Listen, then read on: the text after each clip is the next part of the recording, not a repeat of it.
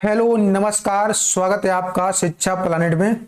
तो फ्रेंड्स, जैसा कि आपसे मैंने बोला था कि जल्द हम आपके लिए यूट्यूब पर एमसीक्यू सीरीज लेकर के आने वाले हैं, जिसमें बेहतरीन क्वेश्चन रहेंगे और आपका जो अपकमिंग एग्जाम है बीपीएससी टीआरई 4.2 एस्टेट ईएमआरएस, इन सभी के लिए बेहतरीन यह क्वेश्चन सीरीज रहने वाली है। तो सभी प्यारे साथी अच्छे से इस सीरीज को प्यार दिखाइएगा। जिस प्रकार से आपने पिछली तमाम हमारे सीरीज को प्यार दिया है, सेम उसी प्रकार से इसको दीजिएगा। आपके लिए हम बेहतरीन करने की कोशिश करेंगे और बेहतर क्वेश्चन हम लेकर के आने वाले हैं। जो साथी अभी तक हमारे बीपीएससी टीआरई 4.0 के कोर्स से नहीं जुड़े हैं, तो आपके लिए बेहतरीन कोर्स यहाँ पर दिया हुआ है। देखिए, टीआरई 4 की तैयारी कर रहे हैं तो आपके लिए शानदार यह कोर्स रहने वाला है। इसमें हम आपके लिए फुल सिलेबस कवर करवा रहे हैं, जिसमें आपका हिंदी हुआ, इंग्लिश हुआ, जनरल पेपर का आपको कंप्लीट नोट्स प्रोवाइड किया जाएगा। तो बेहतरीन तैयारी आप हमारे साथ जुड़ करके कर सकते हैं। पीडीएफ नोट्स आपको प्रोवाइड किया जाता है, चैप्टर वाइज आपको टेस्ट मिलता है, 1000 प्लस एमसीक्यू आपको प्रोवाइड किए जाएंगे। ठीक है, 10 फुल सेट पेपर आपको मिलेंगे जो कि बीपीएससी के पैटर्न पर रहेंगे। लेटेस्ट में आपने देखा था टीआरई 3 में कैसा क्वेश्चन का लेवल रहा था, तो आपको टेस्ट लगाना जरूरी है। तो आपको बीपीएससी के पैटर्न पर ही आपको टेस्ट सीरीज मिलेगी, अलग से कोई टेस्ट लेने की आपको जरूरत नहीं है। पीवाईक्यू मिलेंगे आपको बीपीएससी के स्टेट के अभी तक लेटेस्ट में जितने भी पेपर हुए हैं वो सभी आपको मिलेंगे। ईएमआरएस, टीएसपी, केवीएस, एनवीएस का कंप्लीट आपको जो अदर म्यूजिक के पेपर होते हैं उनका भी पेपर और सॉल्यूशन पीवाईक्यू आपको मिलेगा। ठीक है, तो अगर आप स्पेशली टीआरई 4 की तैयारी कर रहे हैं तो आपके लिए यह बैच बहुत ही शानदार रहने वाला है। अगर आप बीपीएससी टीआरई 4 के साथ साथ अदर एग्जाम की तैयारी कर रहे हैं, जैसे कि आपका स्टेट हुआ, ईएमआरएस, केवीएस, एनवीएस, यूपी में टीजीटी, पीजीटी हुआ, अगर आप इनकी भी तैयारी कर रहे हैं तो आपको अलग अलग बैच लेने की बजाय आप एक बैच से जुड़िएगा, ब्रह्मास्त्र बैच से। ब्रह्मास्त्र बैच में आपको कंप्लीट संगीत की आपको तैयारी मिलेगी। ठीक है, इसका 2500 रुपये फीस है, वन टाइम आपको पेमेंट करना है, अलग से आपको कोई बैच लेने की जरूरत नहीं है। इसी में आपको जितनी भी हमारे एप्लीकेशन पर बैच चलेंगे उन सभी का एक्सेस आपको मिल जाएगा।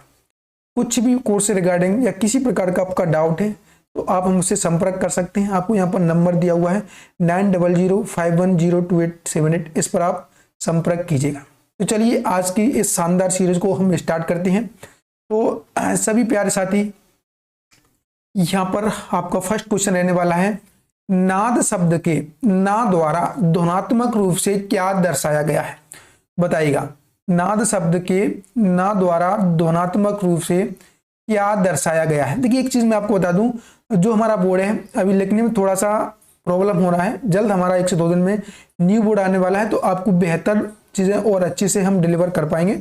थोड़ा सा कोऑपरेट करना, ठीक है। तो देखिए, मैं आपको बता दूं, जो नाद है, क्या नाद, तो जो नाद है आपका 2 शब्दों से मिलकर के बना है। ठीक है, ना प्लस दा। ठीक है, ना का मतलब होता है नकार, दा का मतलब होता है दकार, ध्यान रखना। देखिए, यहां से क्वेश्चन में क्या पूछा गया है, ना द्वारा ध्वनात्मक रूप से क्या दर्शा गया है। तो देखिए, ना का मतलब होता है नकार, तो नकार से आपका निकला है प्राणवायु। क्या बोला है आपका, प्राणवायु। प्राणवायु यानी कि आपका जीवन की सांस।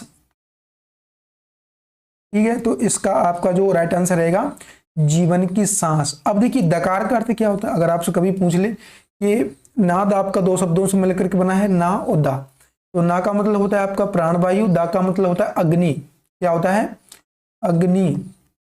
ठीक है, तो ये आपका अग्नि, तो यहां से इसका राइट आंसर बन जाएगा जीवन की सांस। साथ ही साथ आपको कमेंट करते हुए चलना है, और कुछ भी आपको समझ में ना आए तो आप कमेंट में पूछ सकते हैं। चलिए नेक्स्ट, निम्नलिखित में से कौन सा आहत नाद की विशेषता नहीं है, बताइएगा।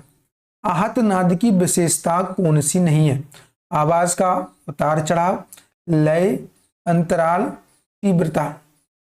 देखिए, आवाज का उतार चढ़ाव मैंने आपको बता भी रखा है। देखिए, आपका जो नाद है, नाद की 3 विशेषताएं होती हैं। कितनी विशेषताएं होती हैं, तो 3 विशेषताएं होती हैं, ध्यान रखना। 3 विशेषताएं होती हैं, कौन कौन सी। पहली होती है आपका तीव्रता ध्यान रखना,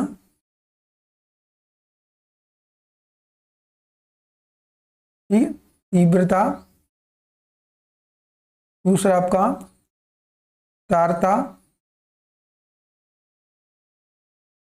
तीसरा आपका गुण, ठीक है, तीव्रता, तारता और गुण, तीन होती हैं। अब यहां से ध्यान रखिएगा, तीव्रता का मतलब क्या होता है। देखिए, तीव्रता का मतलब होता है इंटेंसिटी, ठीक है, इंटेंसिटी। तारता का मतलब होता है पिच। गुण का मतलब होता है टिम्बर। अब देखिए यहां से आपसे क्या पूछा गया है, आहत नाद की विशेषता नहीं है। देखिए आवाज का उतार चढ़ाव, तो आवाज का उतार चढ़ाव आपका होता है, ठीक है, तीव्रता आपका होता है, अंतराल आपका नहीं होता है, ठीक है, लय आपका रहता है। तो नाद की विशेषता कौन क्या नहीं है आपका, अंतराल, ध्यान रखना, ठीक है। तो इसका राइट आंसर हो जाएगा ऑप्शन नंबर सी। क्लियर। चलिए नेक्स्ट, नाद का सबसे छोटा रूप कौन सा है। सभी प्यारे साथी हमारे बताइएगा, नाद का सबसे छोटा रूप कौन सा है। श्रुति, स्वर, सप्तक, वर्ग, बताइएगा। देखिए नाद का सबसे छोटा रूप कौन सा होता है आपका, तो यहां पर आपका देखिए ये होता है आपका श्रुति, ध्यान रखना, श्रुति होता है। इसके बाद आपका स्वर होता है, और इसके बाद आपका देखिए स्वर से आपका सप्तक बनता है। तो सबसे छोटा स्वरूप क्या निकल के आता है आपका, श्रुति, ध्यान रखना, श्रुति आपका सबसे छोटा रूप होता है नाद का। क्लियर। चलिएगा अब देखिए यहां से क्वेश्चन आपका बनेगा, सर्वाधिक प्रचलित दृष्टिकोण के अनुसार श्रुतियों की संख्या कितनी है। अब ये आपसे क्वेश्चन बनेगा, श्रुतियों की संख्या कितनी है। 66, अनंत, 22, 11, बताइएगा। देखिए श्रुतियों की संख्या आपको पता ही है, श्रुतियां कितनी है आपकी, तो आपकी 22 श्रुति हैं, ठीक है, 22 श्रुति हैं। अब देखिए 22 श्रुतियों के नाम आपको पता ही होगा, तीव्रा, कुमुदती,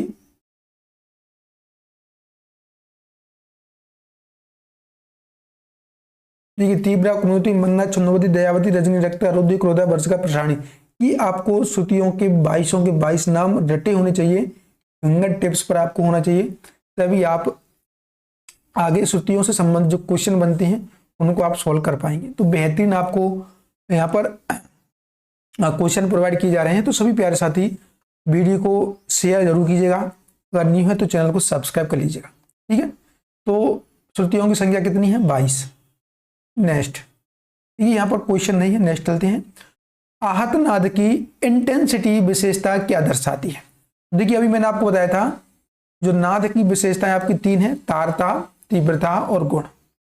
तारता का मतलब होता है छोटा बड़ापन, तीव्रता का मतलब होता है आपका आपका जो तारता है, तारता होता है आपका ऊंचा नीचापन, ठीक है, ऊंचा नीचापन। तो तीव्रता होता है आपका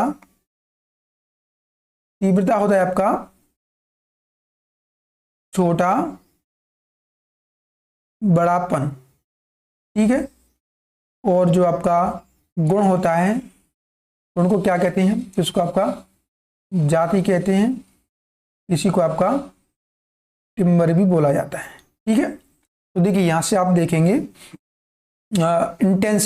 इंटेंसिटी आपका तीव्रता को बोलते हैं। तो अब इंटेंसिटी का क्या अर्थ हुआ, देखिए इंटेंसिटी का अर्थ हुआ आपका तेज और कमजोर, ठीक है। छोटा बड़ापन यानी कि आपका दूरी तक आएगा, दूरी तक जाएगा, आपका छोटा बड़ापन कहलाएगा। तो आपका यहाँ पर क्या कहलाएगा, नाद का तेज और कमजोर होना। देखिए ऊंचा नीचा आपका तारता हो जाएगा, नाद की गुणवत्ता नहीं होगा, नाद की आवृत्ति नहीं होगा, ठीक है, नाद की आवृत्ति ये तारता के अंतर्गत आएंगे। तो नाद का तेज और कमजोर होना। देखिए जो तीव्रता होता है उसमें होता है क्या, बेसिकली तीव्रता आपका आघात शक्ति पर निर्भर करता है, यानी कि तबले पर हम जितने जोर से आघात करते हैं, जितने जोर से हम थाप लगाते हैं, तो उतनी ही तेज वह सुनाई देता है, उतनी ही दूरी तक वह जाता है।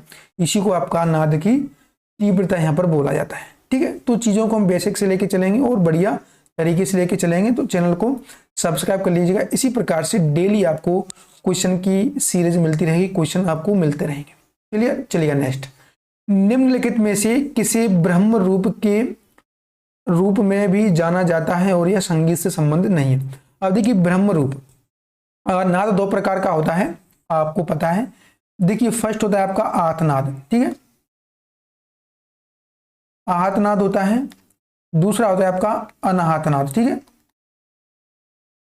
अब आहतनाद और अनाहतनाद, आहतनाद क्या होता है, ध्यान रखना, जिस नाद का हम संगीत में प्रयोग करते हैं वह आहतनाद होता है, और जिसका हम संगीत में प्रयोग नहीं करते हैं, संगीत के लिए उपयोगी नहीं है, ठीक है, उपयोगी नहीं है, वो आपका क्या कहलाता है, अनाहतनाद, ठीक है, अनाहतनाद कहलाता है। अब देखिए अनाहतनाद, अब इसे आप ध्यान रखना, इसे आपका नाद ब्रह्म योगी भी बोला जाता है।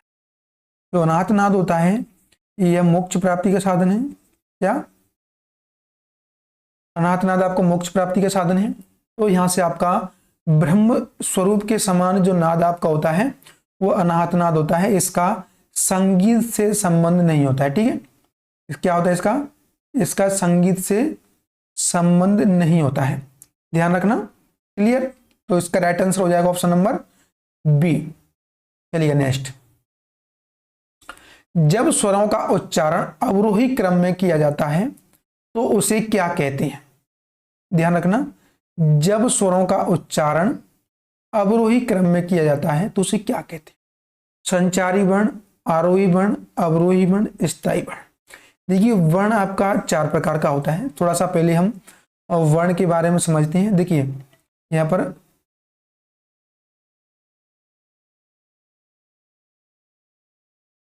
पर हम देखेंगे वर्ण के बारे में। देखिए वर्ण आपका चार प्रकार का होता है। फर्स्ट होता है आपका स्थायी,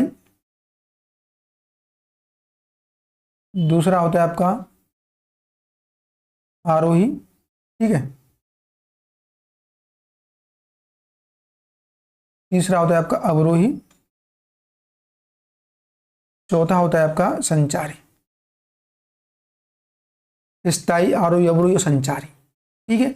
अब देखिए यहां से आपसे क्या बोला गया है, अवरोही क्रम में उच्चारण के लिए कौन सा वर्ण आपका रहता है। देखिए अवरोही क्रम में स्वरों का अवरोही क्रम रहेगा, ठीक है, तो अवरोही क्रम के लिए आपका अवरोही वर्ण हो जाएगा।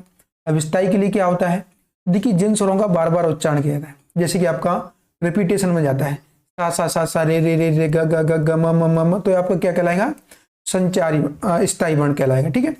आरोही वर्ण आपका आरोही क्रम में रहेगा, अवरोही वर्ण आपका अवरोही क्रम में रहेगा, और जो संचारी होता है इन तीनों का मिक्सचर होता है। स्थायी, आरोही, अवरोही तीनों का जो मिक्सचर होगा वो आपका संचारी वर्ण कहलाएगा, क्लियर। तो इसका राइट आंसर हो जाएगा आपका अवरोही वर्ण। नेक्स्ट, निम्नलिखित में से कौन सा संचारी वर्ण का उदाहरण है। संचारी वर्ण का उदाहरण कौन सा। देखिए संचारी वर्ण अभी मैंने आपको बताया था, वर्ण क्या होता है, स्वरों के गाने की विधि, ठीक है। तो आपका जो संचारी वर्ण होगा वो क्या कहलाएगा, तीनों का मिक्सचर, स्थायी, आरोही और अवरोही का। तो देखिए यहां से गापा धापा सा सा सा सा रे रे रे रे ग म सा गा म धा सा नी पा मा। अब देखिए ये आपका स्थायी हो गया, ध्यान रखना, ये आपका क्या है, स्थायी है, ये आपका आरोही है, ये आपका अवरोही है, ठीक है। अब जो आपका गापा धापा यानी कि ये मिक्सचर है, ये आपका संचारी वर्ण हो जाए। इस प्रकार से आपको वर्ण से संबंधित, अलंकार से संबंधित 100% एक क्वेश्चन आता है। अच्छे से समझ लीजिएगा, 100% क्वेश्चन आपको बनेगा। नेक्स्ट, निम्नलिखित में से किसे पलटा भी कहा जाता है, बताइए। देखिए पलटा किसको बोलते हैं। अब देखिए जिसे आप उलट पलट करके गाएंगे, ठीक, उसको आपका पलटा कहेंगे। अब देखिए यहाँ पर ऑप्शन तो है नहीं, बट मैं अभी आपको ऑप्शन दे देता हूँ। ऑप्शन नंबर ए आपका वर्ण, ऑप्शन नंबर 2 आपका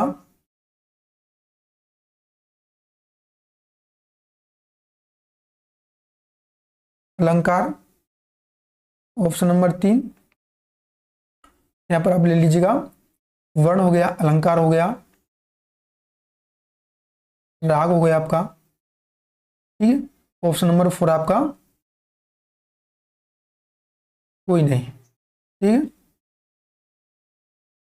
अब देखिए यहां से आपका क्या पलटा किसको बोलेंगे, ये क्वेश्चन आपका टीआरई 3 में भी पूछा गया था। आपका अलंकार, अलंकार आपका स्वरों को क्रमानुसार उलट पलट करके गाना आपका अलंकार कहलाता है। क्लियर, तो आपका अलंकार यहां पर हो जाएगा पलटा। अब देखिए जो वर्ण है उन्हीं से मिलकर के आपका अलंकार बनता है, तो यहां से वर्णों से संबंधित आपका अलंकार रहता है। चलिएगा नेक्स्ट, जब एक ही वर्ण बार बार गाया जाता है तो उसे क्या कहते हैं? जब एक ही वर्ण बार बार गाया जाता है तो उसे क्या कहते हैं? देखिए एक ही वर्ण का बार बार उच्चारण अभी मैंने आपको बताया था स्थाई कहलाता है, ठीक है। स्थाई आपका एक ही वर्ण का बार बार उच्चारण आपका स्थाई वर्ण कहलाता है। चलिएगा नेक्स्ट, ध्रुपद गायन में कितनी बाणियां थी? वेरी इंपोर्टेंट क्वेश्चन, हर बार एक क्वेश्चन यहां से बनता है। 3 2 1 4। तो देखिए बाणियां ध्रुपद के लिए कितनी थी? 4। कौन कौन सी थी आपका? तो पहला था आपका गोबरहार बाणी, ठीक है। दूसरा आपका डागोर बाणी, तीसरा आपका खंडार बाणी, चौथा आपका नौहार बाणी, ठीक है। तो इस प्रकार से आपका 4 बाणी थी। देखिए थोड़ा सा लिखने में प्रॉब्लम हो रही है, इसको थोड़ा सा कोऑपरेट कीजिएगा बस 1 से 2 दिन के लिए। हमारा न्यू बोर्ड आ रहा है, उसके बाद आपको प्रॉपर वे में चीज़ें मिलेंगी, पीडीएफ भी आपको टेलीग्राम पर मिलेगा, तो टेलीग्राम को ज्वाइन कर लीजिएगा, ठीक है। तो यहाँ पर आपका बाणियों की कितनी संख्या हो जाएगी? तो 4 आपकी बाणियां हो जाएंगी। क्लियर, नेक्स्ट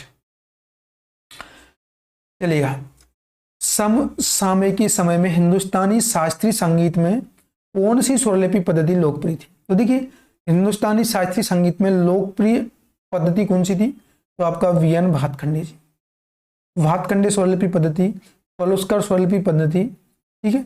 अब देखिए ये बीडी और डीबी में आपको कंफ्यूजन नहीं होना है, बीडी विष्णु दिगंबर पुलस्कर है और डीबी विष्णु आपका जो विष्णुदत्त के बेटे थे, ठीक है।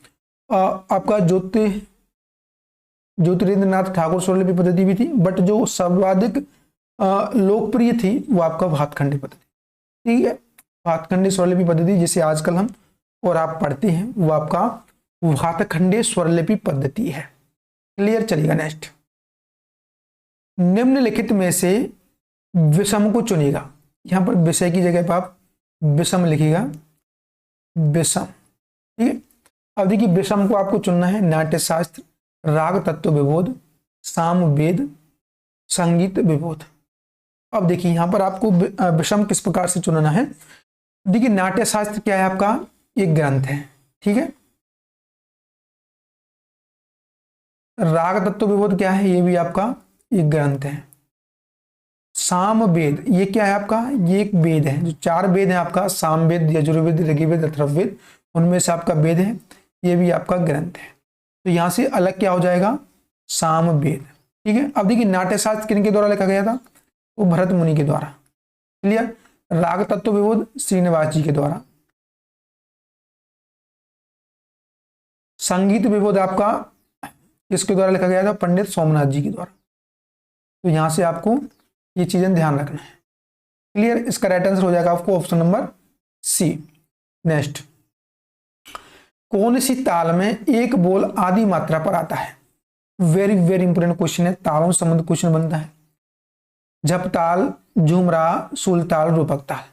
अब देखिए जो झप ताल है, झुमरा है, सुलताल है, रूपक ताल, यहां से आप ध्यान दीजिएगा, जो झुमरा है इसमें आपका आदि मात्रा पर स्वर आता है। अब देखिए किस प्रकार से आता है, देखिए यहां पर थोड़ा सा ध्यान रखना, दिन धा त्रिकिट। अब देखिए दिन धा त्रिकिट दिन दिन धागा त्रिकट, तिनता त्रिकट, दिन दिन धागा त्रिकट, ये इसका बोल है। अब देखिए तिरकिट ये आपका आदि मात्रा पर आ रहा है तो इसमें आपका रहने वाला है। बाकी आपका झपताल में नहीं है, सूलताल में, रूपक ताल में नहीं है, ये आपको ध्यान रखना है। इसका राइट आंसर हो जाएगा आपको ऑप्शन नंबर बी। अब देखिए यहाँ से क्वेश्चन बन सकता है, झुमरा में मात्रा कितनी होती है? तो 14 मात्रा होती है। विभाग 4 होती हैं। खाली 8वीं मात्रा पर होता है। ताली की बात की जाए 1, 4, 11 मात्रा पर ताली होता है। चलिए अगर बात की जाए आपसे झुमरा के बारे में, देखिए जो सॉरी आपका झपताल है इसमें 10 मात्रा होती हैं। सूलताल में भी आपका, देखिए सूलताल में आपका 10 मात्रा होता है, रूपक ताल में आपको 7 मात्रा होता है। तो ये भी आपको ध्यान रखना है। क्लियर? चलिए नेक्स्ट, कौन सा ताल केवल विलंबित लय में बजाया जा सकता है? विलंबित लय में कौन सा ताल बजाया जा सकता है? दादरा, केरवा, सूलताल और झुमरा। अब देखिए विलंबित लय का ताल है आपका झुमरा ताल, इसका ध्यान रखना। विलंबित लय का जो आपका ताल क्या है? झुमरा ताल। दादरा, केरवा, सूलताल आपका द्रुत लय के ताल है। चलिए नेक्स्ट, राग गौड़ सारंग की पकड़ क्या है? राग गौड़ सारंग की पकड़ क्या है? महत्वपूर्ण आपका यहाँ पर क्या है? राग है। ठीक है, तो आपको यहाँ पर बताना है गौड़ सारंग। देखिए सबसे पहले हम थोड़ा सा गौड़ सारंग के बारे में देखेंगे। जो आपका गौड़ सारंग राग है इसका थाट क्या है? तो ये आपका कल्याण थाट का है। ठीक है, इसकी जाति क्या है? तो इसकी जाति आपका वक्र संपूर्ण है। ठीक है, वादी संवादी की अगर अपन बात करते हैं, वादी संवादी तो ग ध, ठीक है, गधा इसका वादी संवादी हो जाएगा। समय की बात करेंगे, देखिए इसका समय की अगर अपन बात करेंगे तो आपका दोपहर का समय हो जाएगा, यानी कि आपका दिन का दूसरा प्रहर। ठीक है, तो इस प्रकार से आपका यहाँ पर हो जाएगा, ध्यान रखना। अब इसके देखिए पकड़ की अपन बात करेंगे तो गौड़ सारंग का महत्वपूर्ण आपको एक स्वर संगति याद करना है, ग रे म ग। ठीक है, ग रे म ग, ये इसकी महत्वपूर्ण स्वर संगति है। सा रे नी सा ग रे म ग, पा रे सा। ठीक है, ये आपको देखिए अगर आपको आगे वाला ना मिले ग रे म ग, ये बेहतरीन है। इसके बाद आपका पा रे सा, इतने से आपको पता लग जाएगा कि आपका गौड़ सारंग राग है। नेक्स्ट, समान स्वरों वाले रागों का जोड़ा पहचानिए। समान स्वरों वाले रागों का जोड़ा पहचानिए। बसंत व चंद्रकोंस, मधुबंती व शुद्ध सारंग, सोहनी व हिंडोल, भूपाली व देशकार। तो इसका राइट आंसर क्या हो जाएगा? भूपाली और देशकार। ये आपका समान है। ठीक है, ये आपका समान है। ये आपका किसका हो जाएगा? तो ये आपका हो जाएगा कल्याण का। ठीक है, कल्याण थाट से संबंध हो जाएगा दोनों का। नेक्स्ट, तानसेन के गुरु कौन थे? Very very important question. Tansen के गुरु कौन थे? भरत, सारंगदेव, स्वामी हरदास, समीर खुसरो। देखिए तानसेन के गुरु आपके कौन थे? स्वामी हरदास जी। अब यहां से ध्यान रखना, तानसेन के गुरु थे स्वामी हरदास जी और इनके धर्म गुरु। क्वेश्चन बन सकता है धर्म गुरु। देखिए इनके धर्म गुरु कौन थे? ध्यान रखना,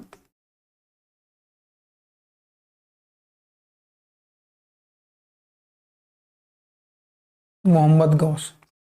ये भी क्वेश्चन बन सकता है, धर्मगुरु इनके मोहम्मद गौस से और इनके एक्चुअल में गुरु स्वामी हरदास जी थे। ठीक है, इन्होंने तानसेन जी ने पहले स्वामी हरदास जी से शिक्षा ली थी। उसके बाद इनके पिताजी की कहने पर इनके पिताजी की जब मृत्यु हो जाती है तो ये लौट करके मोहम्मद गौस जी से दीक्षा लेते हैं और उनसे संगीत सीखते हैं। ग्वालियर में मोहम्मद गौस का मकबरा है और इन्हीं के पास में तानसेन जी की भी समाधि है। तो कभी मौका मिले ग्वालियर में आने का तो जरूर आप यहाँ पर आइएगा। संगीत के जितनी भी प्रेमी हैं एक बार जरूर विजिट कीजिएगा तानसेन मकबरे में। चलिए नेक्स्ट, राग गायन वादन में न्यास से क्या अभिप्राय है? न्यास, न्यास यानी कि रुकना, ठहरना।